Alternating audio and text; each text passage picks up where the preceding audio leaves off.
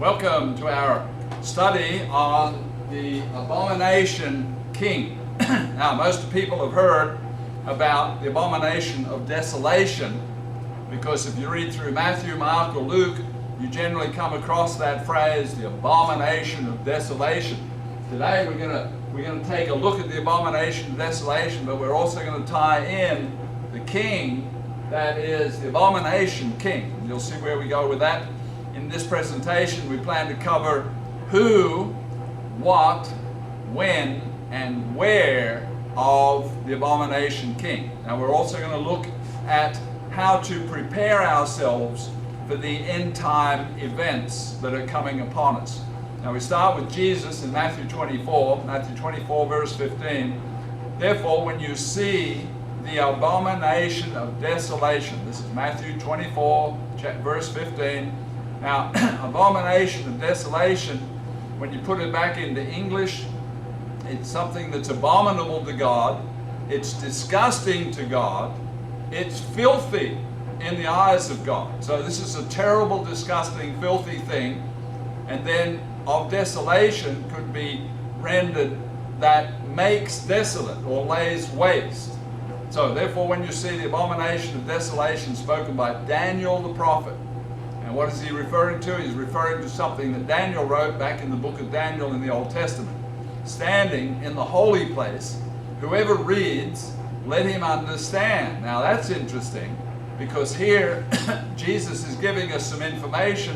He's saying, when you see, when your eyes see, or when you hear of the Abomination of Desolation in the holy place, right, that Daniel was speaking about, then he says, now whoever's reading this in Scripture, let him understand. So there's more pieces to the puzzle. It's not just simple and clear. He says, let him understand. So we've got to dig a little deeper to find out the understanding. Now, we need to do some thinking to see those puzzle pieces. In verse 16, then, says Jesus, let those who are in Judea, okay, Judea means the land of Israel, let them flee to the mountains. So this is a trigger point in history where Jesus says, when you see this event, when in the holy place in Jerusalem, when there's an abominable, disgusting, filthy thing that's going to lay waste to Jerusalem standing in the holy place, that's the trigger point for you to rush to the mountains. If you're in Judea, go to the mountains. If you're in the city of Jerusalem, leave immediately. Don't go into your house and pack a bag. If you're out in the field, don't go back across the field to get your cloak. If you have to go back the other way, just leave immediately. So this is a trigger point, a very important point in history and in prophecy. If you want to escape the desolation that's coming on the Jewish people. So next we see the Daniel verses that Jesus quoted. We'll go there in Daniel 11:31. It says, and forces, armies, shall be mustered by him. Now, the him is the very important, interesting part. And we're going to see that it refers to the king. Mustered by him, the king, and they, his forces, shall defile the sanctuary fortress, or the sanctuary of strength, and they shall take away the daily sacrifices and place the Abomination of Desolation, or the disgusting thing that lays waste, and place it there in the holy place. Now, the reference there to the daily sacrifices, throughout history, Jewish people, when they had a temple, when they had a tabernacle, they had daily sacrifices. They had morning sacrifices and evening sacrifices. It was something God laid out for them to do. And that has ceased in 70 AD when the temple was destroyed.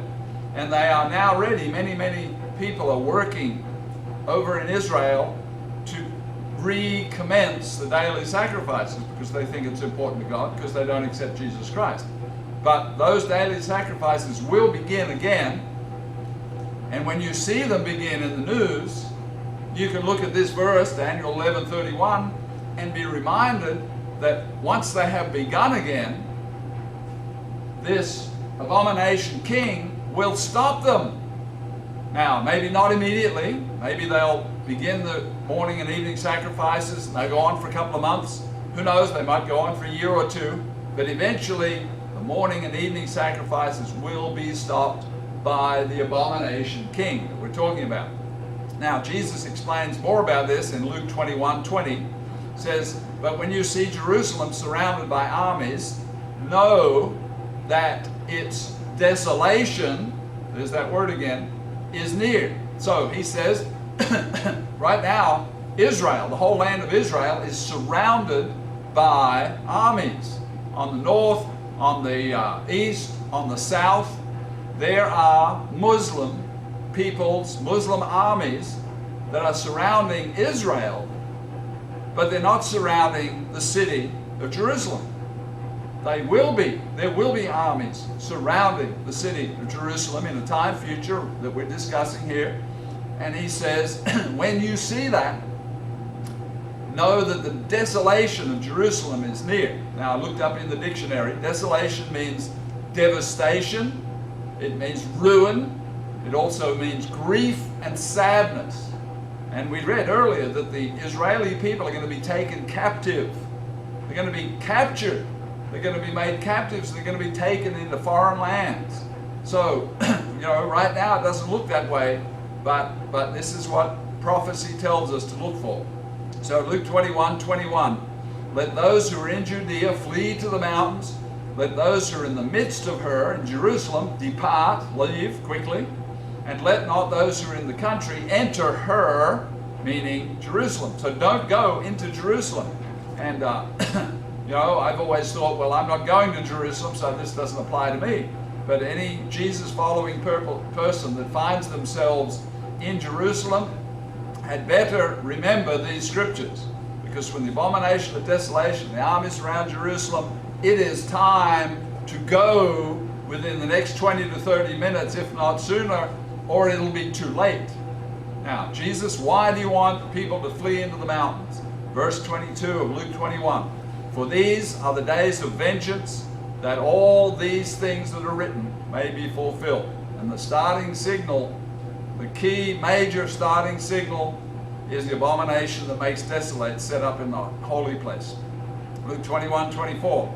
They will fall by the edge of the sword and be led away captive into all nations. Who? The people of Jerusalem, the people of Israel. And Jerusalem will be trampled by the Gentiles, not by Jewish people, but by Gentiles, until the time of the Gentiles be fulfilled.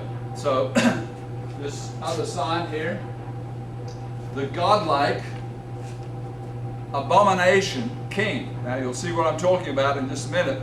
Next, we focus on the king of the north who causes these things. Right? Daniel 11:20.